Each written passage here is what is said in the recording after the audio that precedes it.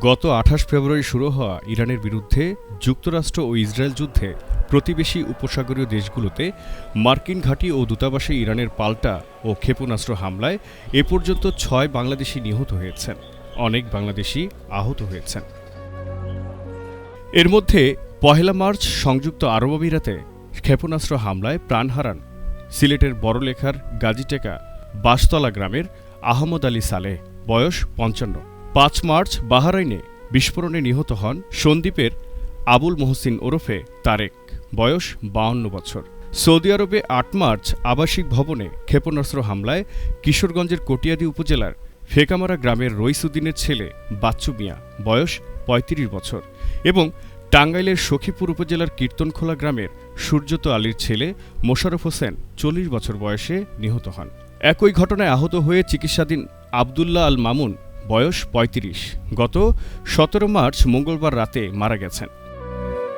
Saudi আরবের স্থানীয় সময় ১১:৩০টায় আল খারিজ শহরের ডাক্তার সোলাইমান আল হাবিব হাসপাতালে লাইফ সাপোর্টে থাকা অবস্থায় তাকে মৃত্যু ঘোষণা করা হয়।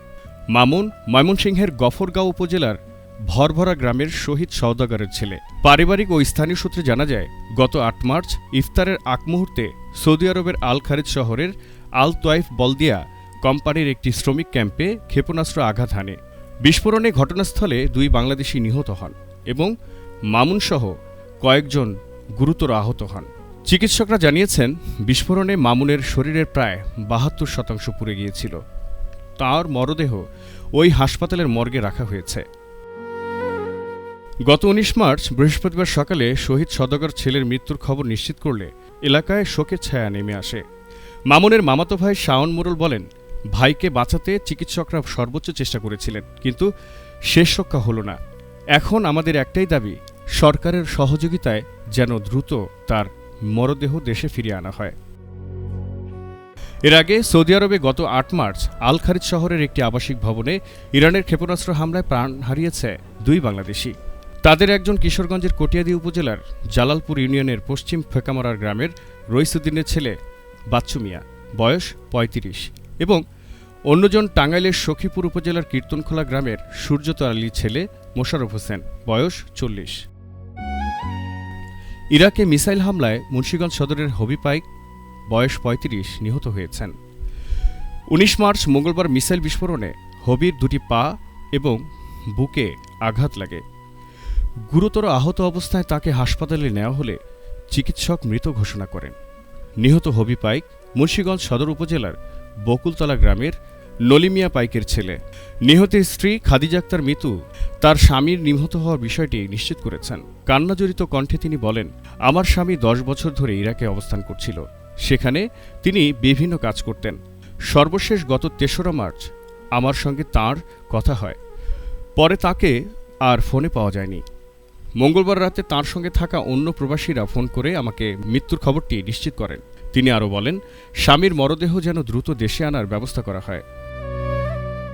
১ মার্চ আমিরাতের প্রতিরক্ষা মন্ত্রণালয় এক বিবৃতিতে জানিয়েছে, ইরানের হামলায় এক বাংলাদেশি সহ ৩ জন নিহত হয়েছেন। আহত হয়েছেন ৫৮ জন। আহত ব্যক্তিদের মধ্যে বাংলাদেশিরাও রয়েছেন।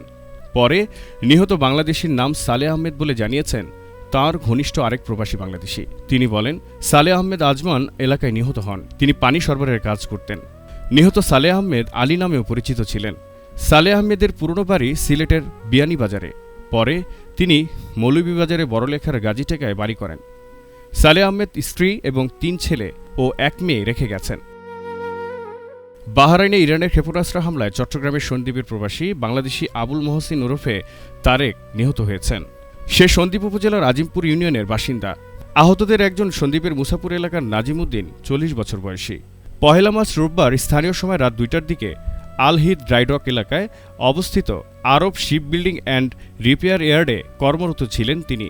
এ সময় ড্রোনের ভাঙা একটি অংশ তার শরীরে আঘাত করলে ঘটনাস্থলে তিনি প্রাণ হারান। শিপইয়ার্ডটি যুক্তরাষ্ট্রের একটি সামরিক ঘাঁটির পাশেই অবস্থিত ছিল বলে জানা গেছে। নিহতের ফুফাতো ভাই চট্টগ্রাম মা ও শিশু হাসপাতালের উপপরিচালক মোশাররফ হোসেন জানান, আমার ফুফাতো ভাই মাধ্যমিক পাশ করেই কাজের উদ্দেশ্যে বাহরাইন চলে গিয়েছিল। একমাত্র উপার্জন সক্ষম হওয়ায় তারেকের মৃত্যুতে তার পরিবারটি নিঃস্ব হয়ে গেছে।